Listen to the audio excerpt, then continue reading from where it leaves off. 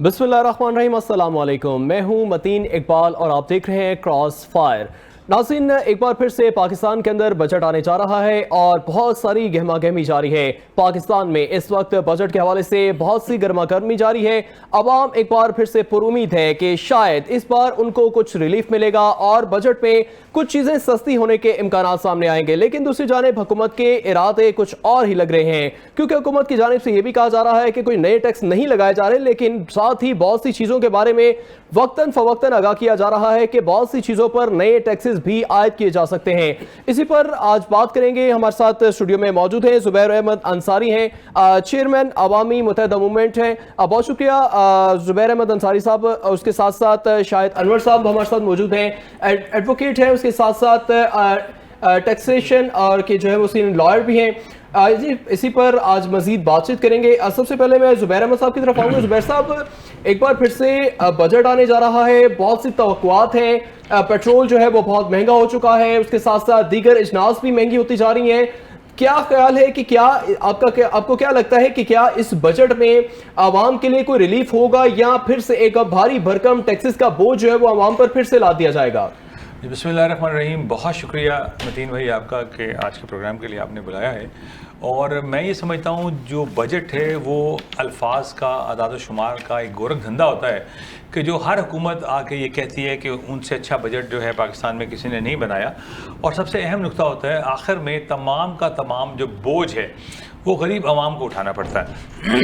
Budget से पहले इन्होंने इतनी होशरबा महंगाई पाकिस्तान में इस वक्त है कि आज तारीख़ में इतनी महंगाई कभी नहीं हुई जो इस वक्त हुई है। किसी अजनाए खुर्दोनोश को ले लें, आप पेट्रोलियम मसनूआत को ले लें, किसी चीज़ को ले लें, आवाम दुहाई दे रहे हैं, लोगों के हालात बहुत ख़राब हैं। अब बजट में आके ये कम नहीं कर सकते। अब ये कहते हैं पेट्रोलियम मसनूआत पे जितना पैसा पाकिस्तान में गवर्नमेंट ने कमाया है, इमेजिन नहीं कर सकते हैं कि हमें 20 जहाज दिए गए पेट्रोलियम मसनूआत के पेट्रोल के, आपको पता है 20-20 करोड़। लेकिन जुबैर साहब, ये कहा जाता है कि जंगी सूरत हाल थी, उधर से अपना हरमज बंद था, इसलिए गवर्नमेंट को जो है मजबूरी के बाद पेट्रोल महंगा करना पड़ा। तो क्या ये हकायक दुरुस्त है? जी, मैं बिल्कुल वही बात कर रहा था कि 20 जहाज पहले हमें पेट्रोल के दिए ईरान ने, जिसमें से हमने 10 जहाज ट्रंप को दे दिए, जो ट्रंप ने कहा मुझे बहुत अच्छा तोहफा दिया है पाकिस्तान ने, मैं आपको बता नहीं सकता हूँ, बहुत बड़ा तोहफा दिया है। अब वो 10 जहाज़ हमारे पास थे, एक जहाज़ में 20 करोड़ बैरल तेल होता है। उसके बाद 2 जहाज़ हमें फ्री मिले सऊदी अरेबिया से और 2 फिर ईरान ने हमें दिए। तो कुल हमारे पास 14 जहाज़ जो हैं पेट्रोलियम मसनूआत के फ्री खड़े हुए थे।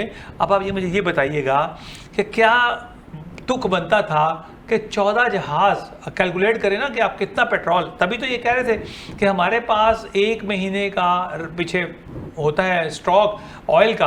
अब ये कहते थे हमें 90 दिन का करना है, जिस पे 600 अरब रुपया लगेगा, क्योंकि इनके पास पड़ा हुआ था। इन्होंने वो फ्री पेट्रोलियम मसनूआत को लेकर और जो लेवी टैक्स और ये वो बढ़ा के और आवाम को 400 रुपये लीटर तक ले गए। अब वो हमें तो मिला था फ्री, इन्हें पूछने वाला ही कोई नहीं है। अब क्योंकि हमारी पाकिस्तानी अवाम बड़े मजलूम हैं, पिसे हुए हैं, गरीब अवाम हैं, अब वो इनके हालात ये हैं कि अगर इमेजिन करें कि जिसकी 1 लाख रुपए भी सैलरी है ना, वो बहुत बुरा पिसा। लेकिन जुबैर साहब, माजूद के साथ क्या अगर जैसे आपने फरमाया कि वो फ्री मिला, लेकिन उन्होंने आगे अमेरिका को बतौर तोहफा पेश कर दिया, क्या पाकिस्तान की गवर्नमेंट को ये चीज़ पता नहीं थी कि अगर यही पेट्रोल जो है वो पाकिस्तान के अवाम को मिलेगा तो उनकी ना सिर्फ सियासी साख बेहतर होगी बल्कि इकॉनमी में भी बेहतरी आएगी? तो क्या पाकिस्तान की गवर्नमेंट इस पोजीशन में थी या है कि वो इतना बड़ा तोहफा जो है वो अमेरिका को मुफ्त में दे दे? जी बिल्कुल, अपने आकाओं को तो खुश करना है ना।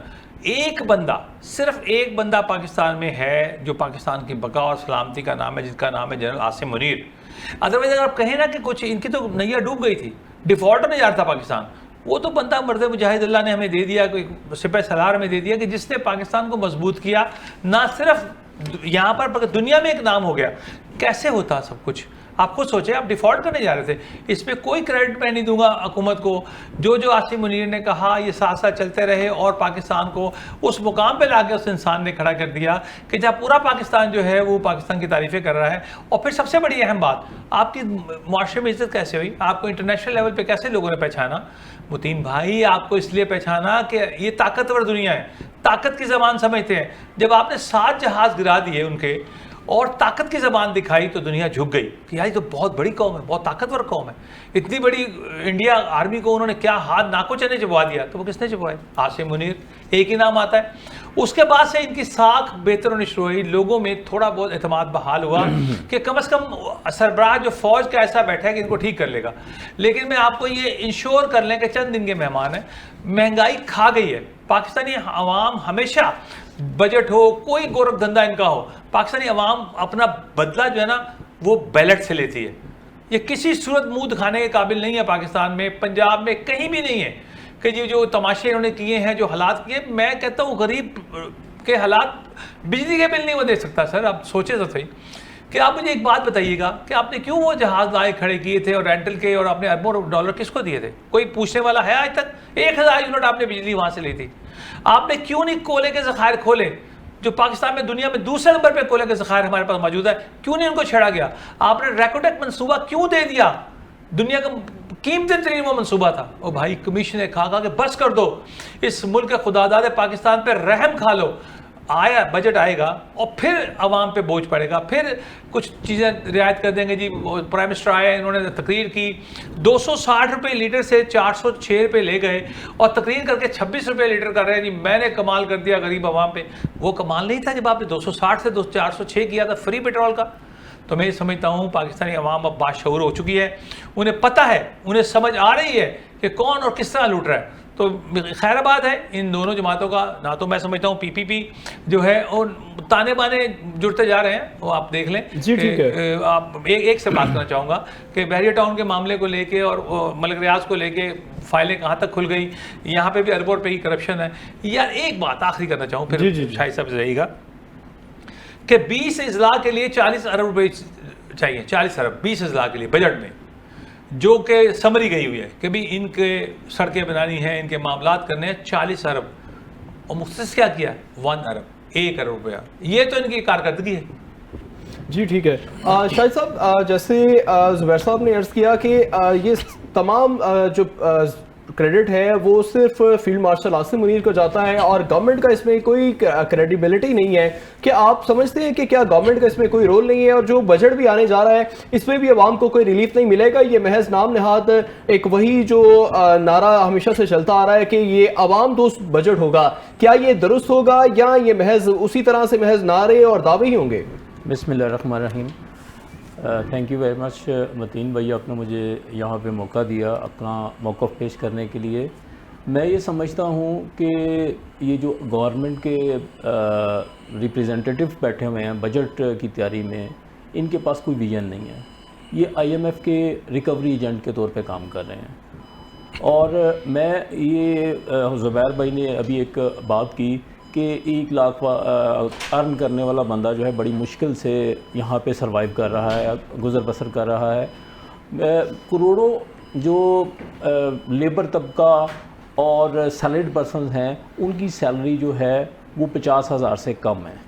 تو مجھے آپ یہ وزیر خزانہ صاحب سے میری ایک ریکویسٹ ہے کہ 50,000 میں 2 بچوں کے ساتھ میاں بیوی کا 4 بندوں کا پاکستان میں بجٹ بنا کے دکھا دیں. تو نیکسٹ آپ نے شاہد صاحب یہ بھی کہا جا رہا ہے کہ جو کم سے کم اجرت ہے وہ 45,000 روپے رکھی جائے گی. کیا 45,000 روپے کافی ہیں ایک عام آدمی کے لیے اس مہنگائی کے دور میں گزارا کرنا؟ جیسے آپ نے ذکر کیا کہ بچے ہیں, اسکول ہے, گھر کا کرایہ ہے, بل ہے. کیا 45,000 روپے میں یہ تمام معاملات ممکن ہیں؟ متین بھائی دیکھیں, آپ نے بڑی اچھی نشاندہی کی. آپ یہ بتائیں کہ لاسٹ 2 سے 3 منتھ میں ہر گھر کا جو ایوریج بجٹ ہے وہ 30 to 40%, چاہے وہ پیٹرولیم آئٹمس ہوں, گیس کے بل ہوں یا اجزائے خوردونوش ہوں, اس میں بڑھ چکا ہے. تو آپ یہ سننے میں آ رہا ہے کہ 10% جو ہیں وہ سیلریز اور پینشن بڑھا رہے ہیں. تو اس کا آپ مجھے یہ بتائیں کہ 10% انکریز کر کے اور مہنگائی 50% کر کے اس کو کس طرح مینیج کیا جا سکتا ہے؟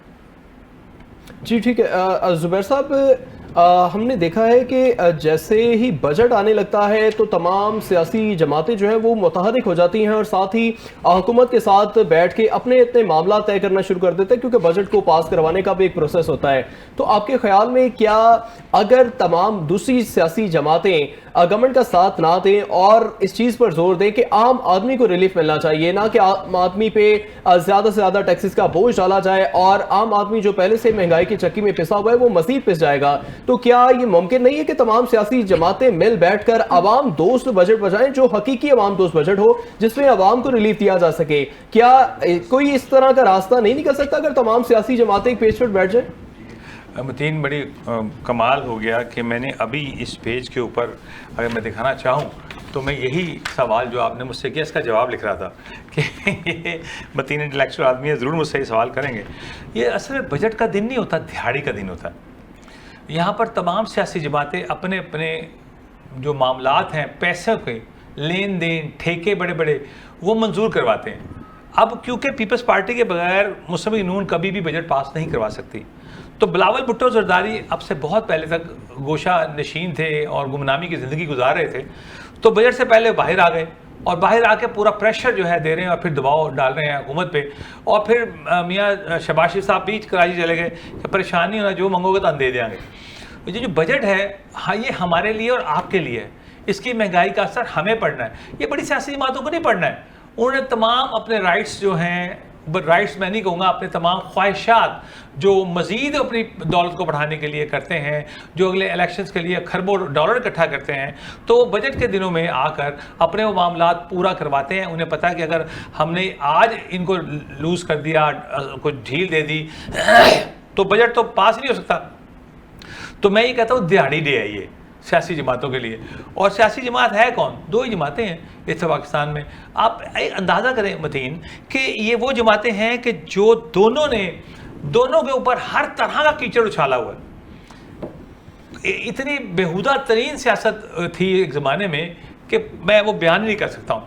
وہ ان کو گالیاں دیتے تھے، وہ ان کو گالیاں دیتے تھے. آج صرف کرسی کے لیے دونوں جماعتیں اکٹھی ہیں. کیا کبھی یہ پاکستان کے لیے اکٹھے ہو سکتے ہیں؟ یہ کرسی کے لیے اکٹھے ہونا ہے کہ میری سیٹ نہ چلی جائے اور تیری سیٹ نہ چلی جائے.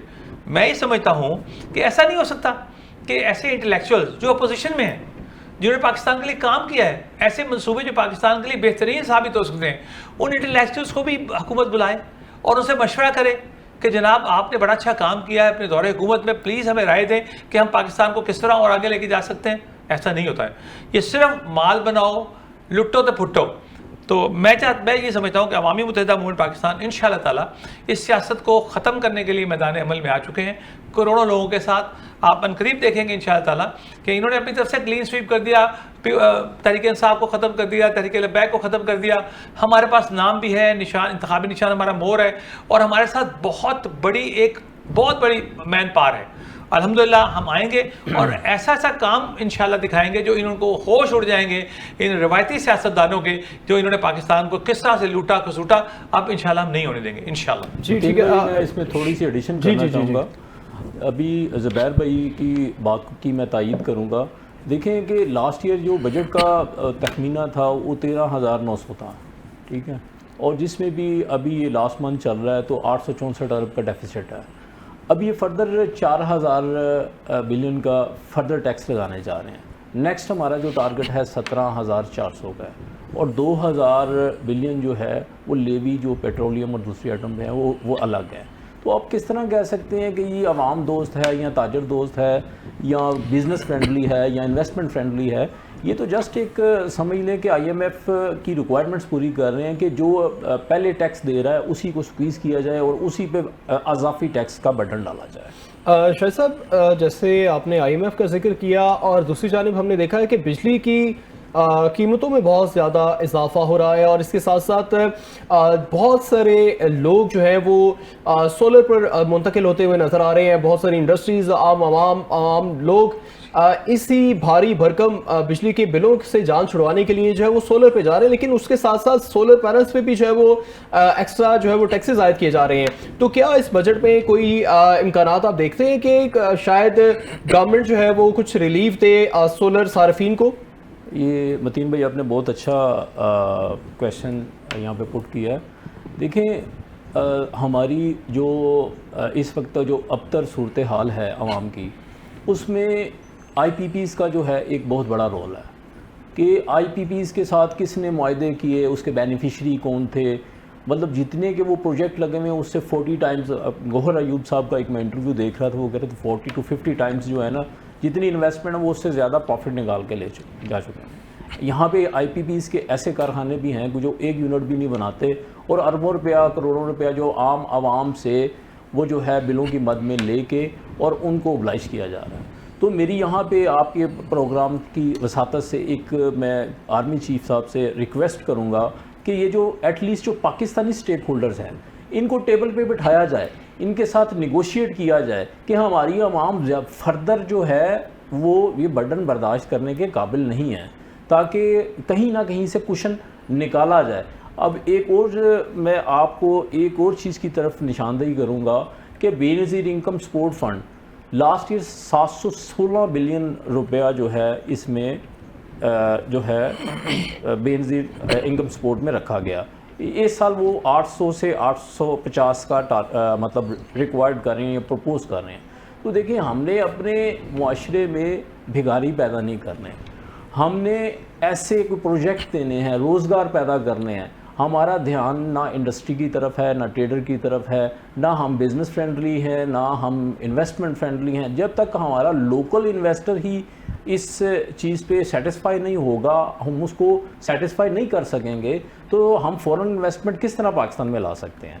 اس میں ایک اور چیز کی طرف میں نشاندہی کروں گا. لاسٹ کچھ دن پہلے محسن نقوی صاحب نے ایک بیان دیا کہ جی پاکستان سے 2 سے 3 سال میں $100 بلین فلائی کر گیا. یہاں سے لوکل جو پیسے ہیں ہمارے انویسٹر اٹھا کے دوسرے کنٹریز میں لے گئے. تو بھائی کیسے چلے گیا, کیوں چلے گیا, اور ہم اس کا کس طرح مداوع کر سکتے ہیں. یہ کچھ ایسے بلیک سپوٹس ہیں جن کو ٹارگٹ کرنا چاہیے اور ہمیں نئے ایوینیوز کی طرف جانا چاہیے. نئی مطلب 2-3 چیزوں کی طرف تو میں نشاندہی یہاں آپ کی پروگرام کی وساطت سے کر سکتا ہوں کہ ایک تو آرمی یہ آئی پی پی سے نیگوشیٹ کریں. دوسرا جو وڈیرے ہیں کسانوں کا نہیں میں کہہ رہا, بیچارے جو کسان ہیں وہ تو آلریڈی پیسے ہوئے ہیں, جس کا 10-12-15 ایکڑ رقبہ ہے اس پہ نہیں. جو وڈیرے ہیں جن کا ہزار ایکڑ اور مربوں میں جگہ ہے ان کے اوپر ٹیکس لگایا جائے. ایک اور فیکٹر ہے کہ ہمارا 62% جو ہے وہ وفاق سے صوبوں کی NFC کی مد میں وہ صوبوں کو چلا جاتا ہے. تو اس کا جو بھی مس یوز ہو رہا ہے اس کو کنٹرول کیا جائے اور ان کی شاہ خرچیوں کو لگام دی جائے تاکہ عام عوام کو جو ہے کچھ نہ کچھ ریلیف کیا جا سکے. جی ٹھیک ہے. زبیر صاحب, وزیر خزانہ کی جانب سے آج ایک بیان سامنے آیا ہے کہ جو چھوٹے تاجر ہیں ان پہ فکس ٹیکس لگایا جائے گا. تو کیا یہ مناسب ہے کہ چھوٹے تاجروں پر بھی ٹیکس عائد کیا جائے, کیونکہ ہم دیکھ رہے ہیں کہ اس ملک میں کاروباری طبقہ جو ہے وہ آلریڈی کافی متاثر ہے, خاص کر یہ لاک ڈاؤن کا جو ایک سلسلہ چل رہا ہے جس میں 8 بجے اور 9 بجے مارکیٹ سب بند کرنے کا ایک سلسلہ جاری ہے. تو کیا یہ مناسب ہے کہ اب ان پہ ایک ٹیکس کا بوجھ بھی عائد کر دیا جائے, بجائے کہ ان بڑے جو مگرمچھ کہہ لیں جو بہت سارے چیزوں پر بیٹھے ہیں اور غالب ہیں ان کو چھوڑ کر اور چھوٹے تاجروں پر جو ہے وہ فکس ٹیکس لگایا جائے؟ کیا یہ مناسب ہوگا؟ یہ سب سے اہم نقطہ جو ہے نا, ہمیں جو ٹیکس کلیکشن ہے اس کو آسان بنانا ہے. جو ٹیکس آپ لیتے ہیں اس کا 140 صفحات آپ کو بھرنے پڑتے ہیں, جو آپ وکیل کے بغیر اس کو بھر ہی نہیں سکتے ہیں. وہ ٹیکسیشن ڈپارٹمنٹ نے اس کو اتنا پیچیدہ عمل بنایا ہوا ہے, تو اس سے بھی بہت جو ہمارا چھوٹا دکاندار ہے جو ٹیکس دینا چاہتا ہے, سپوز کریں ایک دکاندار ہے وہ بیچارہ 20,000 روپے رشوت دیتا ہے, 20,000 روپے سال کا وہ آ جاتا ہے ٹیکسیشن ڈپارٹمنٹ والے, وہ ہم تمہارا یہ کر دیں گے وہ کر دیں گے, تو بیچارہ 20,000 روپے اس کو رشوت دینے کو تیار ہے. تو کیوں نہ ہم 5,000 روپے سال اس کو فکس کر دیں, صرف 5,000 روپے چھوٹے دکاندار پہ 5,000 روپے سالانہ آپ اربوں روپے جو ہے اس پہ جنریٹ کر لیں گے. اچھا, اب اس کو لینے کا طریقہ کیا ہے کہ جو کرپٹ مافیا بیٹھا ہوا ہے ان کو گریبانوں پہ ہاتھ ڈالیں, کہ جو جا کے 20,000 روپے چھوٹے تاجر سے لیتے ہیں اور ٹیکس ایک ٹیکس لگا کر تاجر پہ اسی پہ بڑھائے جا رہے ہیں. اب آپ اندازہ کریں کہ ٹیکس جو دینے والے ہیں وہ پاکستان میں کل کتنے ہیں, شاہد بھائی آپ کو بتائیں گے, ان میں سے کتنے بندے ٹیکس دے رہے ہیں, باقی جو ہے نیل میں جا رہا ہے معاملہ, وہ کتنے بندے ہیں.